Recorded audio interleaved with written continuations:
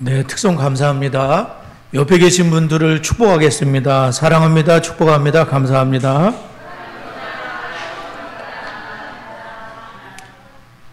네, 민수기 6장의 말씀으로 우리 자녀들을 축복하도록 하겠습니다. 시작. 여호와는 다하니와 성은이에게 복을 주시고 다하니와 성은이를 지키시기를 원하며 여호와는 그 얼굴을 다하니와 성은이에게 비추사 은혜 베푸시기를 원하며 여호와는 그 얼굴을 다하니와 성은이로 향하여 드사 평강 주시기를 원하노라. 그들이 이같이 내 이름으로 이스라엘 선을 축복할지니 내가 그들에게 복을 주리라. 아멘. 저희들이 디시스 커리큘럼을 하면서 대물림 12호 마지막 부분을 하고 있는데요. 5주 동안 진리의 변증이라는 그러한 주제로 특별 주제를 다루고 있는데 이제 다음 주, 이번 주 다음 주로 마무리를 하고 오늘 나눠드린 일부 받으셨는데 그것은 이번 주 말고 다음 주 9월 첫 주부터 시작하도록 그렇게 하겠습니다. 먼저 첫 절에 우리는 하나님의 말씀의 진리를 확증하는 다양한 증거들이 있다. 하나님의 말씀의 진리를 확증하는 다양한 증거들이 있다. 그런 말씀인데요. 빌립보서 1장 27절, 빌립보서 1장 27절을 한번 다시 찾아서 한번 읽어보도록 하겠습니다. 빌립보서 1장 27절. 우리 성경을 한번 찾아보겠습니다. 빌립보서 1장 27절 읽겠습니다. 시작.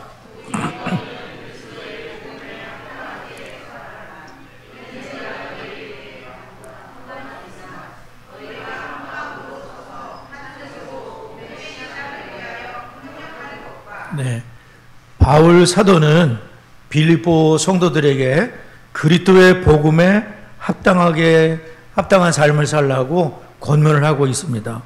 어떤 고난과 핍박이 있다고 하더라도 끝까지 이 신앙을 지키는 싸움을 감당해야 되는 것이죠. 그들은 성경을 통해서 복음을 배웠고 복음의 순종함으로 거듭나게 됐고 하나님 나라의 백성이 되었다는 것입니다. 그 나라의 백성답게 살라는 것이죠. 이처럼 성경은 우리를 거듭나게 하시는 말씀이다. 세상에 그 어떤 것도 우리를 거듭나게 할 수 없지만 하나님의 살아있고 항상 있는 그 말씀, 영원한 말씀만이 우리 심령을 새롭게 할 수 있는, 거듭나게 할 수 있는 씨앗이 된다. 그래서 우리가 지난번에 배운 바가 있습니다. 하나님의 백성으로 살게 하는 능력이 있도록 하시는데 이 하나님 말씀이 살아있는 말씀이기 때문에 그렇다는 거죠. 이 말씀이 저희들에게 잘 전해질 수 있도록 보존해 주신 하나님께서는 이 성경이 사실이라는 것이 외적으로도 역사적으로도 증명된 많은 기록들이 있다는 걸 오늘 배우게 되겠습니다. 역사의 자료들이 있는데 그 중에 신뢰할 만한 그 1세기경의 자료들이 있잖아요. 성경 외에 역사책이 있단 말이에요. 그 역사가들 중에는 타키투스라는 사람이 있고 요세푸스라는 사람이 있는데 아마 요세푸스는 좀 들어본 분들이 계셨을 것 같고 타키투스는 좀 들어보기 어려웠을 것 같습니다. 타키투스라는 로마의 상원의원이며 연설가가 있었는데 이분이 쓴 책이 연대기라는 책이 있거든요. 그런데 거기에 이제 지난주에 제가 말씀드린 로마의 64년경에 화재가 발생했는데 그때 그 화재에 네로 황제라는 폭군이 있었는데 그분이 아마 불을 내지 않았을까. 그런데 그 모든 누명을 기독교인들에게 씌워서 굉장한 핍박을 하게 됐다는 그런 내용을 말씀드렸는데 그 내용이 타키투스의 책에 기록되어 있다는 거예요. 그러면서 거기에 어떻게 기록이 되어 있냐면은 결과적으로 네로는 보고서를 없애기 위해 대중이 기독교인이라고 부르는 혐오스러운 계급에게 죄를 뒤집어 씌우고 가장 절묘한 고문을 가했습니다. 여기에서 이름이 유래된 크리스투스는 티베리우스 통치 기간 동안 검찰관 중 한 명인 본디오 빌라도의 손에 극심한 형벌을 받았으며 따라서 잠시 동안 총통제된 가장 사악한 미신이 악의 근원인 유대뿐만 아니라 세계 각지에 끔찍하고 부끄러운 모든 것이 인기를 얻고 있는 로마에서도 다시 확산되었습니다. 타키투스가 기록한 이 내용을 보게 되면 기독교 또 성경의 기록을 뒷받침하는 내용이 있다는 것을 알게 되는데, 그게 뭐냐면은 그 한 무리의 사람들이 그들이 따르는 사람이 있는데 그분이 크리스투스는 헬라어로 이제 그리스도를 말하거든요. 그리스도는 예수님을 말하죠. 그러니까 예수님이라는 실제 인물에 대한 그 기록을 타키스트라는 역사가가 기록을 했다는 거예요. 뿐만 아니라 로마 청도 본디오 빌라도에게 고난을 받으사 십자가에 못 박혀 죽으시고, 우리가 사도신경에 늘 암송을 하는데 그 본디오 빌라도가 그리스도께 고통스러운 죽음을 당하셨다는 그 성경 기록을 뒷받침하고 있다는 거예요. 그러니까 성경의 기록은 상상의 산물이 아니고 우선 책상에서 추상적으로 기록한 것이 아니라 역사적인 사실의 기록이라는 것을 우리가 알게 된다는 것이죠. 또한 플리니우스 2세라는 사람이 있는데, 플리니우스 2세는 112년경에 로마 비티니아 지방의 총독이었는데, 이분이 이제 트라이안 황제에게 올리는 글이 있었습니다. 그 편지에 거기에 이제 기독교인들에 대한 내용들이 나오고 있는데, 거기를 보게 되면 나는 그들이 그리스도인인지 물어보았다. 그런데 그들이 인정하면 두 번, 세 번 똑같은 질문을 반복하면서 그들을 기다리는 것은 처벌뿐이라고 경고한다. 그들이 끝까지 주장을 굽히지 않으면 끌어내 처형하라고 명령한다. 왜냐하면 그들의 고백의 성격이 무엇이든지 간에 그 완고함과 흔들리지 않는 고집을 처벌하지 않고 그냥 내버려 두어서는 안 된다고 확신하기 때문이다. 그러니까 기독교인들을 굉장히 핍박했던 그런 사람이었던 것 같아요. 그들은 또한 자신들의 죄나 잘못을 다 합쳐도 이 정도밖에 안 된다고 선포했다. 즉 어떤 날을 정해서 동이 트기 전에 정기적으로 모여서 하나님께 대하듯이 그리스도를 존경하는 마음으로 교대로 찬송 구절을 노래했을 뿐이었으며, 또한 범죄를 저지를 목적이 아니라 도둑질, 강도 그리고 간음을 하지 않기 위해 맹세함으로 자신들을 구속한 일밖에 우리는 한 것이 없습니다 라고 고백을 한다는 것이죠. 이런 일 때문에 하나님 집사라고 부르는 두 명의 여자 노예를 고문해서 진실을 이끌어낼 필요가 더 분명해서 결심했다. 그러나 터무니없이 장황하게 늘어놓은 일종의 타락한 숭배 외에는 아무것도 알아낼 수가 없었다. 그러니까 AD 111년경쯤 되는 그때에 기록한 그 글을 보게 되면 기독교인들이 어떤 상태에 있었는지를 성경의 기록을 뒷받침해 준다는 거예요. 첫째로 우리가 여기서 볼 수 있는 건 로마 시민이었던 그리스도인들이 재판을 받기 위해 수도로 보내졌다. 그러니까 기독교가 로마 시민들 사이에서도 이렇게 전파됐다는 것을 알게 되고, 두 번째로는 그리스도가 하나님이심을 믿었기 때문에 예수 그리스도라는 그 한 인물을 경배하게 되었다는 내용을 알게 되는 거예요. 예수님을 하나님으로 섬기는 기독교인들이 있었다. 셋째로는 그들을 도덕적인 높은 품성을 가지고 있었기 때문에 윤리적인 높은 수준을 가지고 도둑질이나 간음을 행치 않는 맹세를 하는 그러한 성도들이었다는 것이고, 교회가 크게 성장하여 노예들 중에 집사님이 있을 정도로 복음이 퍼졌고, 그리고 쉽게 흔들리지 않는 신앙을 가지고 순교하는 자리에 이른다고 하더라도 그들의 신앙을 고백했던 초대교회 성도님들의 모습이 고스란히 역사 편지 속에, 트라이안 황제에게 보내는 편지 속에 있다는 것을 보게 되면 성경의 기록은 정말 틀림없는 말씀이라는 것을 역사책들이 뒷받침해 준다는 것을 우리가 알게 됩니다. 뿐만 아니라 탈루스라는 사람이 쓴 것이 분실되기는 했지만, 여기 인용한 그 줄리어스 아프리카누스에 의해서 인용이 됐는데, 그것은 뭐냐면은 예수님이 십자가에 못 박히실 때에 흑암, 온 세상에 어둠이 임한 시간이 있었잖아요. 그 흑암에 대한 증거를 탈루스라는 사람이 기록을 해놨다는 거예요. 이 본문에서 줄리아누스 아프리카누스는 탈루스는 자신의 역사서 3권에서 그 어두움을 태양에 의한 일식현상으로 설명하고 있다. 나에게는 다소 불합리하게 보이지만 라고 언급을 하는데, 이것에 대해서 플리미어스라는 사람이 이 현상에 대해서 얘기를 하기를, 이 현상은 분명히 로마, 아테네 그리고 지중해의 다른 도시에서도 볼 수 있었다. 토틀리안에 의하면 그것은 우주적인 현상이거나 세계적인 사건이었고, AD 137년 직후 연대기를 기록하고 있던 카리아 출신의 그리스작가 플레곤에 의하면 220회 올림피아드 4년째, 즉 AD 33년 가장 큰 일식현상이 발생했다. 그리고 하루 중 6시경, 6시경 정오에 밤이 되어서 심지어 하늘에 별이 나타날 정도로 어두워졌다라고 이렇게 기록을 하고 있는 거예요. 그러니까 성경에 예수님이 십자가에 돌아가실 때에 흑암이 갑자기 임하였는데 그 흑암에 대해서 역사 기록이 있다는 것을 우리가 알 수가 있는 것입니다.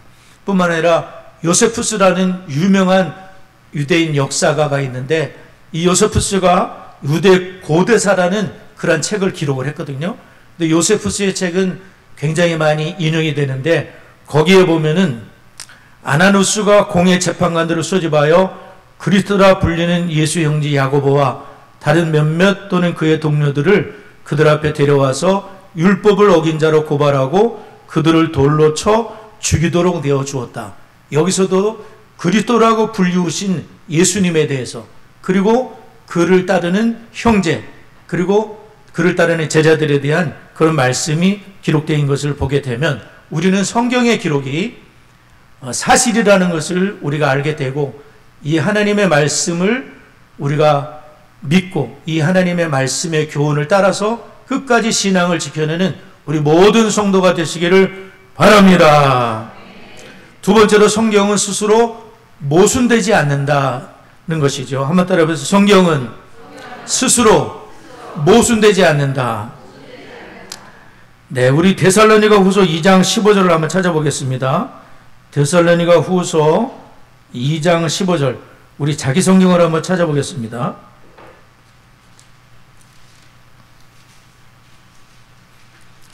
네, 데살로니가 후서 2장 15절, 2장 15절 다 같이 읽겠습니다. 시작.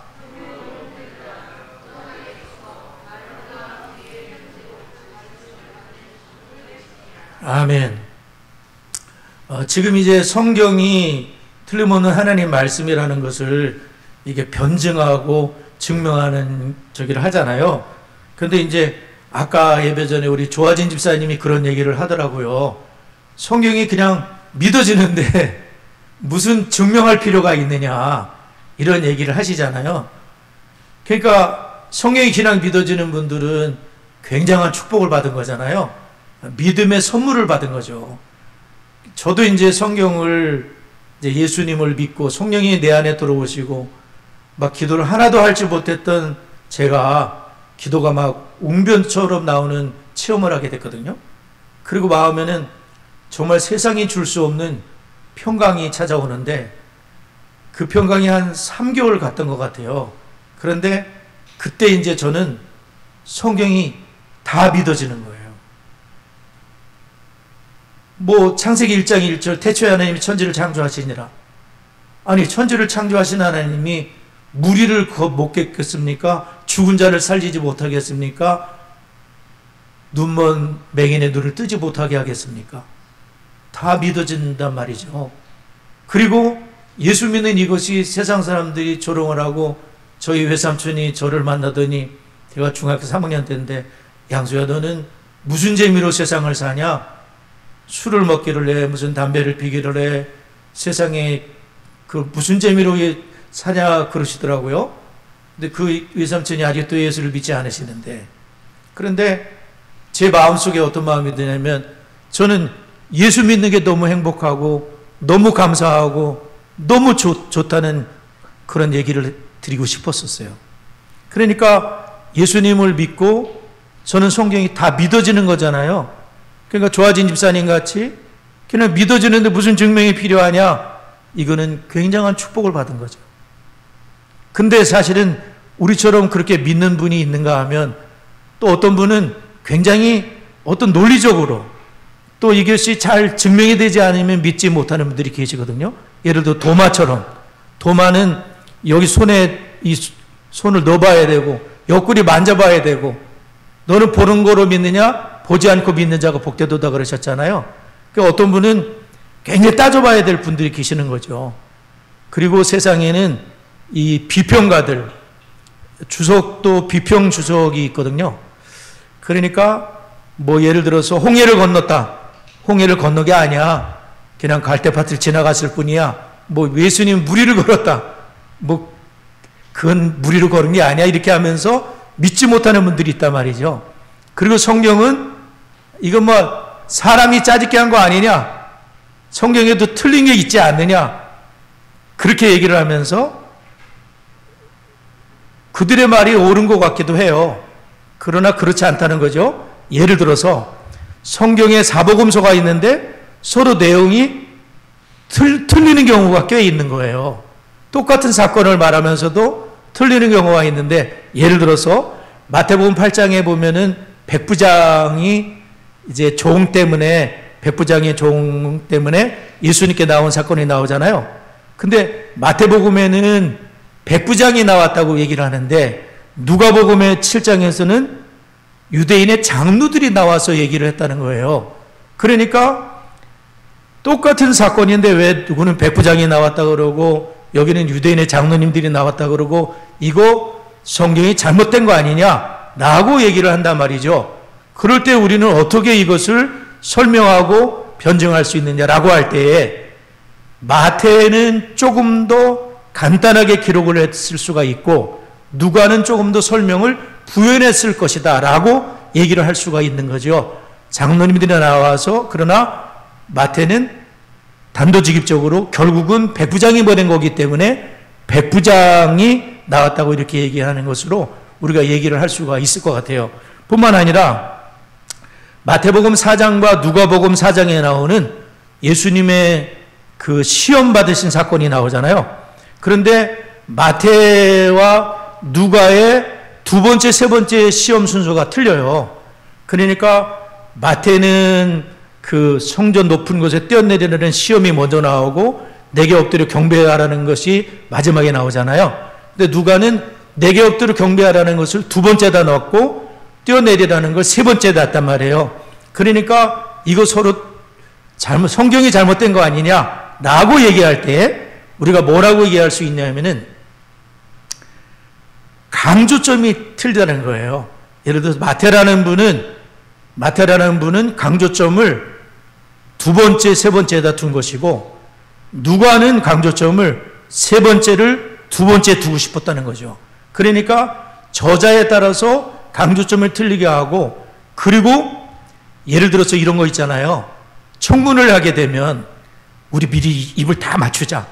그래서 어떻게든지 여기 빠져나가야 돼 라고 하면서 미리 다 짜고 맞히는 게 있잖아요. 그게 거짓말이잖아요. 한마디로 말하면.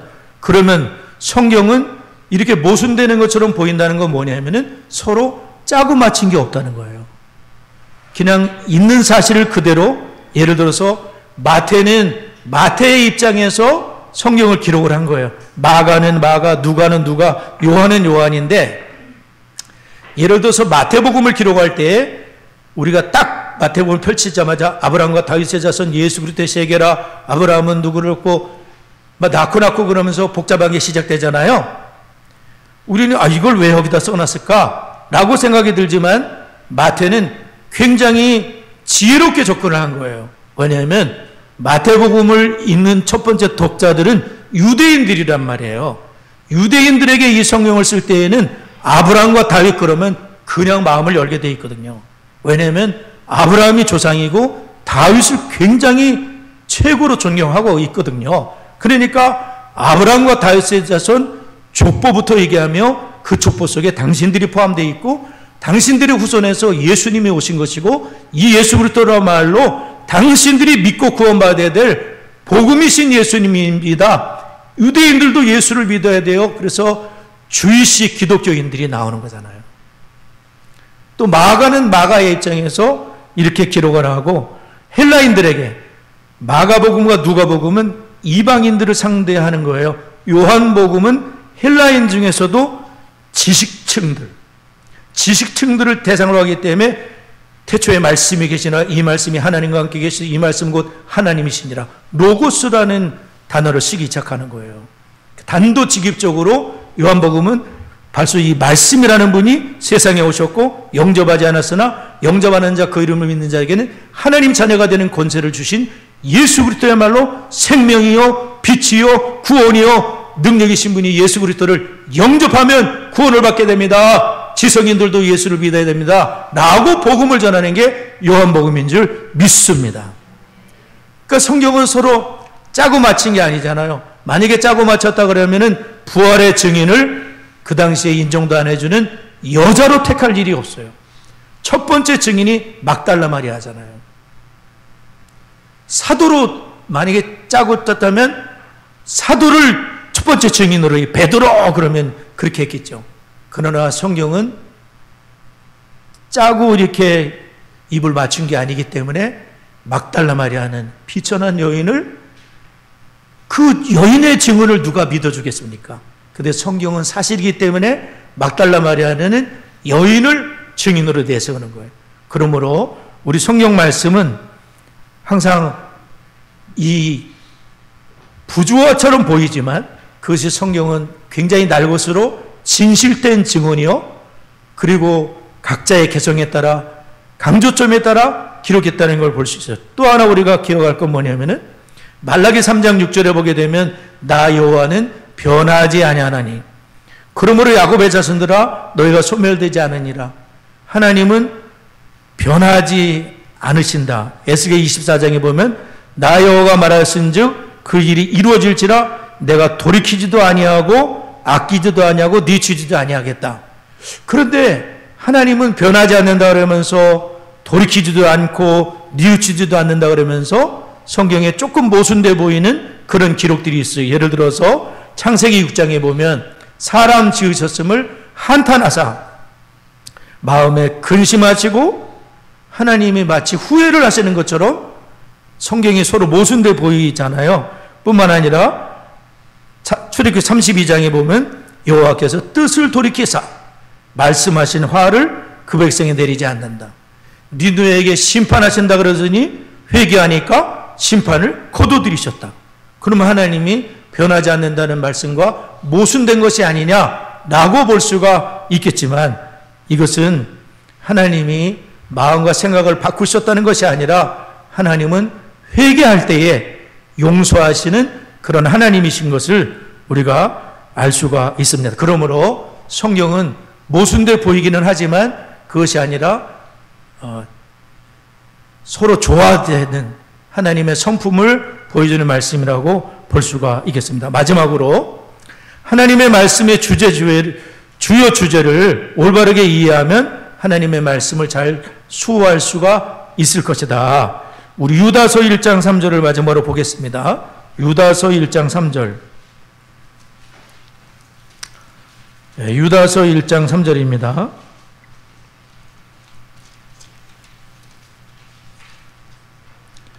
(3절) 우리 한 절 다 같이 읽겠습니다. 시작.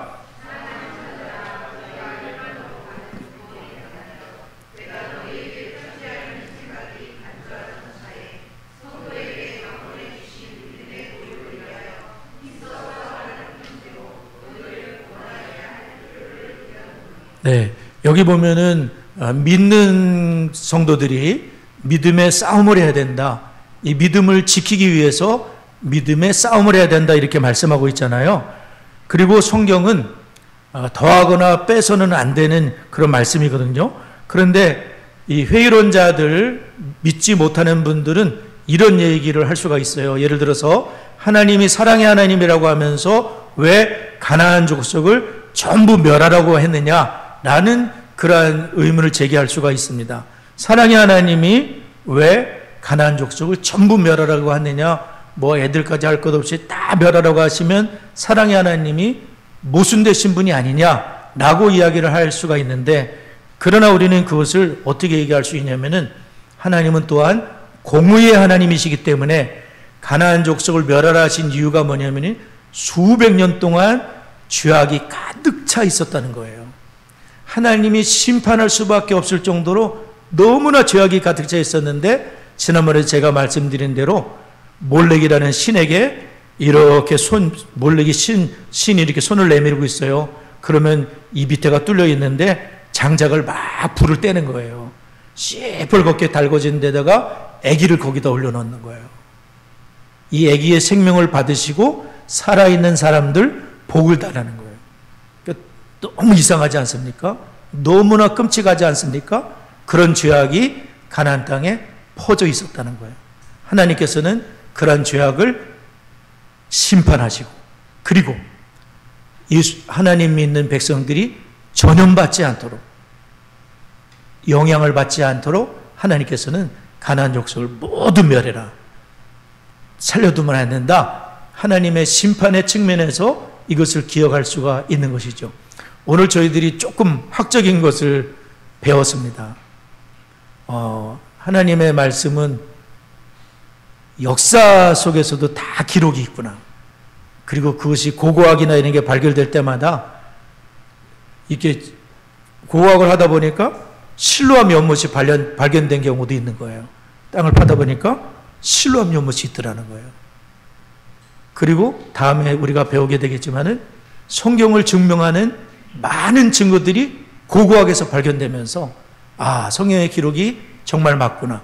이미 믿어지는 분은 상관없지만 또 다른 사람에게 설명을 할 때에도 성경은 이렇게 조화가롭게 되는 거야.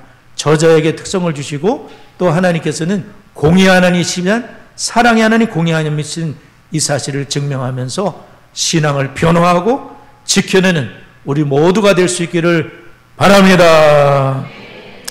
우리 말씀을 기억하며 잠시 기도하도록 하겠습니다.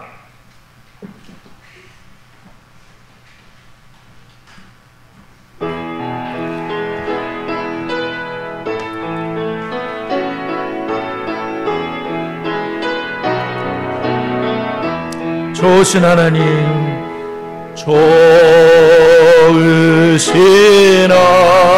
하나님, 좋으신 하나님, 참 좋으신 나의 하나님, 우리의 기도를 응답해 주시는, 응답해 주, 참 좋으신, 참 좋으신 나의 하나님, 한없는 축복을, 한없는 축복을 우리에게 주시는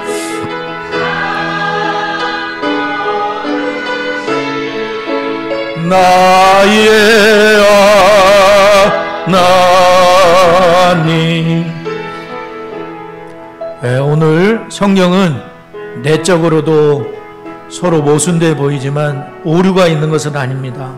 외적으로도 역사적인 증명이 되는 성경입니다. 성경을 하나님의 변함없는 말씀으로 신뢰하고 이 말씀을 순종하는 우리 모두가 되도록 기도하시고, 부모된 우리가 먼저 주의 제자가 되고 내 사랑하는 자녀들이 주님을 경외하는 복된 자녀로 세워지도록, 특별히 가정들마다 예배가 세워지도록, 어제도 가족 예배 드렸던 가정의 얘기를 들었지만 얼마나 복된 일입니까? 가족에서 예배를 드리며 주일을 준비하는 복이 얼마나 좋습니까? 여러분 시도해 보시길 바랍니다. 다 같이 합심하여 기도하겠습니다. 살아계신 하나님 아버지, 성경이 하나님의 말씀입니다. 변함없는 말씀입니다. 능력의 말씀, 거듭나게 하시는 말씀입니다. 이 말씀의 토 위에 하나님 신앙을 잘 건축하는 저희가 되도록 하나님 인도하여 주옵소서. 부모된 저희가 먼저 말씀 위에 견고히 서게 하시고 자녀들을 신앙으로 세울 수 있도록 하나님 은혜를 주옵소서. 가정의 예배가 세워지도록 하나님 성령으로 역사해 주시고 아버지 인도하여 주시길 원하고 기도합니다. 하나님 아버지 도와 주옵소서. 이제 9월달부터는 대물림 17호를 하게 되었습니다. 이번 커리큘럼에 여러분 열심히 동참하시면 나도 모르게 이렇게 성경이 잘 깨달아지고 또 신앙이 탄탄하게 세워질 수 있을 것입니다. 그런 명문 가문들로 세워지도록 노회장의 사명, 노회산의 모든 교회들을 위하여 또 9월 13일부터 디스 토요 독서학교가 12주 동안 됩니다. 우리 어린 자녀들이 어렸을 때부터 성경의 세계관으로 무장될 수 있도록 수원의 디스교회들이 마중물 교회가 될 수 있도록 다 같이 합심하여 기도합니다. 살아계신 하나님 아버지, 저희들에게 성경을 체계적으로 배울 수 있는 커리큘럼을 허락하여 주심을 감사합니다. 우리 성도님들이 커리큘럼을 통하여 하나님 말씀의 터 위에 더욱 견고히 세워지도록 은혜를 더하여 주옵소서. 너의 사명을 감당케 하옵소서. 53개 141명의 회원들에게 역사해 주시고 평안하게 든든히 가는 교회들이 되게 하여 주옵소서. 디스토요 독서학교를 축복합니다. 어린 성민들이 성경의 세계관으로 세워지도록 하나님 은혜를 도와여 주시고 수원의 디스스 교회들이 마중물 교회가 될 수 있도록 하나님이 역사하여 주옵소서. 예수님의 이름으로 기도드리옵나이다. 아멘.